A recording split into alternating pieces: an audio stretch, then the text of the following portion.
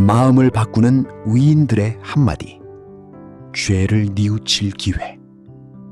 김근태. 고통에는 두 가지가 있습니다. 삶의 고통은 피할 수 없는 것이지만 저를 고문한 사람들의 고통은 자신들이 만들어낸 고통입니다. 그들에게 죄를 뉘우칠 기회가 주어지길 바랍니다. 증오를 넘어 용서를 선택하는 용기. 김근태 선생은 자신을 고문한 가해자들을 증오하는 대신 그들의 고통을 이해하고 용서했습니다. 이는 가해자들이 자신의 행동으로 인해 스스로에게 고통을 만들었음을 간파하고 그들이 죄를 뉘우치기를 바라는 깊은 연민의 마음을 보여줍니다. 진정한 용서는 죄를 정당화하는 것이 아니라 잘못을 직시한 뒤 변화할 가능성을 열어두는 것입니다. 피할 수 없는 고통과 스스로 만드는 고통. 김근태님은 고통의 원인을 구분했습니다. 살면서 마주하는 불가피한 고통과 자신의 악행으로 인해 초래된 고통을 명확히 나눈 것입니다. 이를 통해 진정한 고통은 타인에게 가한 폭력에서 비롯된다는 본질을 꿰뚫고 있습니다. 고문을 가한 사람들은 순간의 권력이나 명령에 따랐을지 모르지만 결국 자신의 양심과 인간성을 훼손하는 더 깊은 고통을 스스로 선택했다는 것입니다. 인간의 존엄과 양심의 철학. 폭력은 피해자뿐 아니라 가해자도 무너뜨린다. 김근태 선생은 고문이 한 사람의 몸만 파괴하는 것이 아니라 가해자의 양심과 사회의 정의까지 함께 무너뜨린다는 사실을 말하고 있습니다. 그래서 그는 고문을 개인의 문제가 아니라 인간의 존엄과 민주주의를 지키기 위한 사회적 과제로 바라보았습니다. 민주주의는 손에 잡히지 않는 허상이 아니라 우리가 매 순간 함께 만들어가는 구체적인 삶의 진실입니다. 민주주의가 저절로 주어지는 것이 아니라 고통과 역경 속에서도 포기하지 않고 실천하는 시민들의 연대와 반대와 발걸음을 통해 비로소 완성된다는 민주주의의 실천적 본질을 강조합니다. 어둠이 깊을수록 새벽은 가까이 옵니다. 비록 지금은 겨울일지라도 민주주의의 봄은 반드시 옵니다. 독재 정권의 탄압과 혹독한 시련 속에서도 좌절하지 않고 역사의 거대한 흐름과 정의의 승리를 의심하지 않았던 지조 있는 정치인의 굳건한 신념을 담고 있습니다.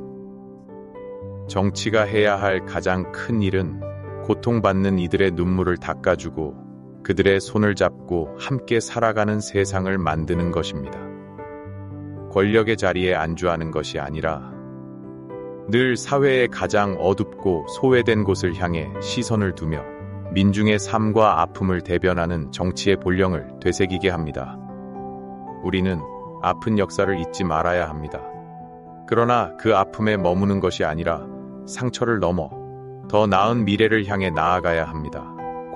과거의 상처와 고문을 훈장이나 복수의 도구로 삼지 않고 대한민국이 더 성숙한 민주주의와 인권의 사회로 나아가기 위한 역사적 성찰과 치유의 방향성을 제시합니다.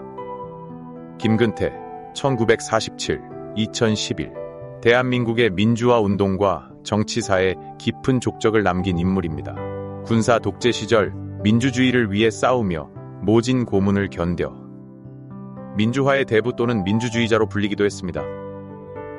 1947년 서울에서 태어난 김근태 의장은 서울대학교 경제학과 재학 시절부터 박정희 독재 정권에 맞서 민주화 운동의 최전선에 뛰어들었습니다.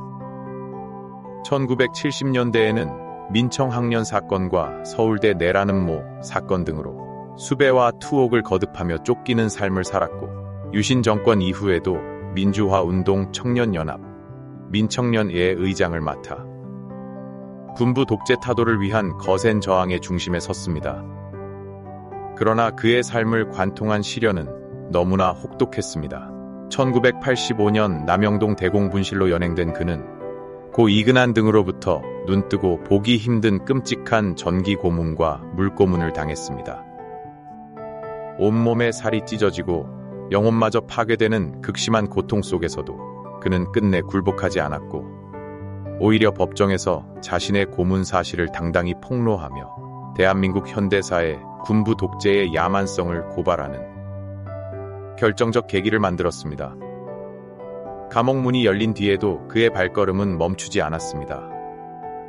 1995년 김대중 전 대통령과 함께 새정치국민회의 창당에 참여하며 제도권 정계에 입문한 그는 제15대 국회의원으로 당선된 이후 보건복지부 장관과 열린우리당 의장 등을 역임하며 평생을 민주주의와 서민복지를 위해 헌신했습니다.